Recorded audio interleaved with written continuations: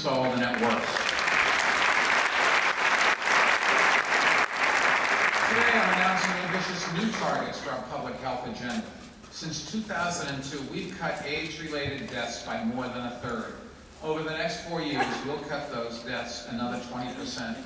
We'll reduce the number of New Yorkers who die young from preventable heart disease, our leading cause of death, by 20%. And by making good nutrition and healthy lifestyles the norm, we'll begin to reverse the obesity epidemic that's been robbing too many of our children of their futures. These futures, even with the latest economic news, I think are brighter than ever. The three-pronged strategy, the recovery strategy I've just outlined, will help us build that future, if we work together. Now, no city understands the value of cooperation and the power of civic unity more than New York. Rick Burns talked about it. And that brings me to the final component of our recovery strategy, one that touches all others and that every New Yorker can participate in, and that's public service. Over the past 7 years, we worked to engage more New Yorkers in giving back through the Mayor's Office Volunteer Center and the Mayor's Fund, which has raised more than $157 million for some of our most innovative initiatives, like the Leadership Academy for School Principals and the Center for Economic Opportunity. Public-private partnerships have been essential to our success. And now, as the city tightens its belt further, we'll need the help of public-spirited citizens and business more than ever before. And that's why today I'm directing First Deputy Mayor Patty Harris to report back in 60 days with a blueprint for engaging more New Yorkers in public service. She'll bring together leaders in the nonprofit, philanthropic, and private sectors to develop a bold and ambitious plan to maximize our greatest asset, the love that all of us have for this city, and our willingness to put it to work. President-elect Obama has said that he will challenge the nation to embrace a new era of public service, and New York City should and will lead the way.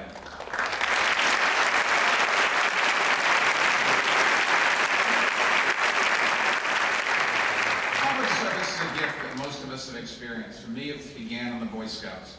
And in these tough times, it's up to us to share that gift even more generously with our friends and our neighbors. The plan I've outlined today won't solve all our problems, and it can't shield us from the national recession. But by managing our budget wisely, and by developing innovative new initiatives that do more with less, we can implement our 9-point jobs plan, which will help stabilize the city's economy and create the potential for new growth. We can strengthen our quality of life by driving crime down even further, building more affordable housing, helping more families keep their homes, and continuing to create top-quality public schools. And we can protect the most vulnerable by delivering services more efficiently and helping the nonprofit sector to do the same. An economic recession has never stopped New Yorkers from being bold and ambitious. If it had, we wouldn't have built Central Park, or the Empire State Building, or Brooklyn College.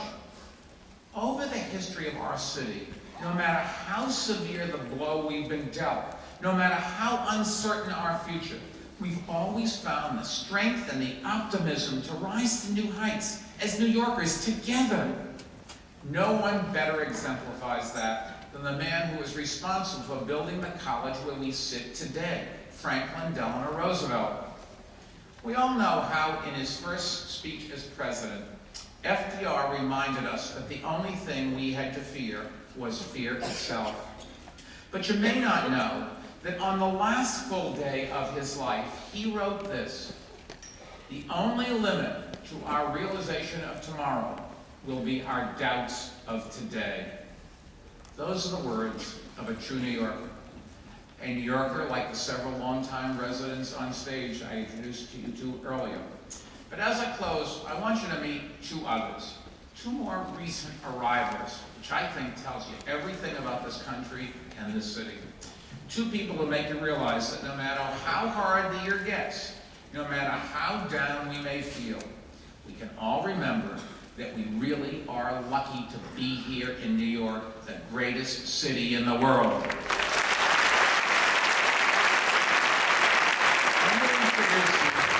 Let me introduce you to Yan Fei and Shen Fei. And today we are joined by their father and cousin. Thank you very much for coming. 5 years ago, they moved to Sunset Park from a small town in North China, from a village of 3,000 to a borough of nearly 3 million. The family came, like millions before, to have a good life, to have a far better future than they could imagine anywhere else. Wasn't easy at first, no English and no friends, but it's better now. It feels more like home. Shen is studying to become an accountant here at Brooklyn College, and Yan hopes to return to school to become a nurse or acupuncturist. Till then, she works 7 days a week at a senior center and a nursing home. And just last week, I am proud to tell you, she became an American citizen.